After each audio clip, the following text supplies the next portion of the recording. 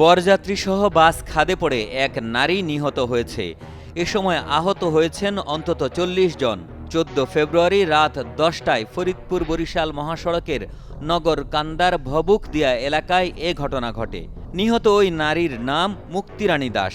আহতদের মধ্যে কয়েকজনের অবস্থা আশঙ্কাজনক। ফায়ার সার্ভিস, হাইওয়ে পুলিশ ও স্থানীয়রা আহতদের উদ্ধার করে ফরিদপুর সহ বিভিন্ন হাসপাতালে পাঠায়। বরিশাল থেকে বরযাত্রী নিয়ে ছেড়ে আসা রাজবাড়ীগামী ওই বাস নিয়ন্ত্রণ হারিয়ে রাস্তা থেকে ছিটকে পড়লে হতাহতের ঘটনা ঘটে। ভবুকদিয়ার এখানে রাস্তার পাশে উল্টে পড়ে গেছে নিয়ন্ত্রণ হারিয়ে।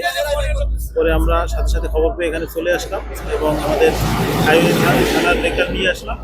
এসে আমরা দেখতে পেয়েছি যে জানতে পারলাম যে এটা হচ্ছে একটা বিয়ের গাড়ি। এটা রাজবাড়ির গোয়ালন্দ থেকে বরিশাল একটা বিয়ে থেকে গিয়েছিল। ওখান থেকে তারা আবার ফেরার পথে এখানে ভবুকদিয়া এবং পুকুরিয়ার মাঝখানে মিডল পথে নিয়ন্ত্রণ হারিয়ে রাস্তার পাশে বাম সাইডে পড়ে গেছে পরিবহনের একটা গাড়ি। বাস উল্টে পড়ে গেছে। তো তাৎক্ষণিক সময় আমরা মুভ করি এবং এসে আমরা আহত ৬ জনকে আমরা এবং একজন চাপা পড়ে থাকে। তো আমরা তাকে উদ্ধার করে তাকেও আমরা ভাঙ্গা স্বাস্থ্য কমপ্লেক্স হাসপাতালে প্রেরণ করি। ঘটনাটি আসলে আমাদের যতদূর সম্ভব জানা যে নিয়ন্ত্রণ হারিয়ে উল্টে পড়ে গেছে। নামাজ পড়ে বাড়িতে খাওয়া দাওয়া করে মাত্র শুইছি। শোয়ার পরে এই জায়গা দেখতেছি যে চিল্লাচিল্লি করতেছে মহিলারা অনেক।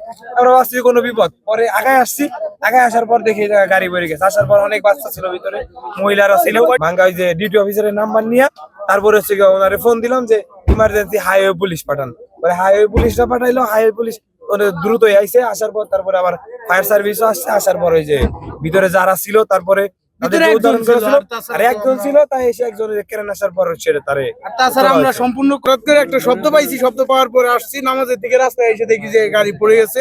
পরে আসলাম, আইসে তাৎক্ষণিক ভাবে আমরা যথাসাধ্য চেষ্টা করছি যে উদ্ধার করার জন্য। তারপরে ফায়ার সার্ভিস আসছে, পুলিশ আসছে, তারা কাজ করছে।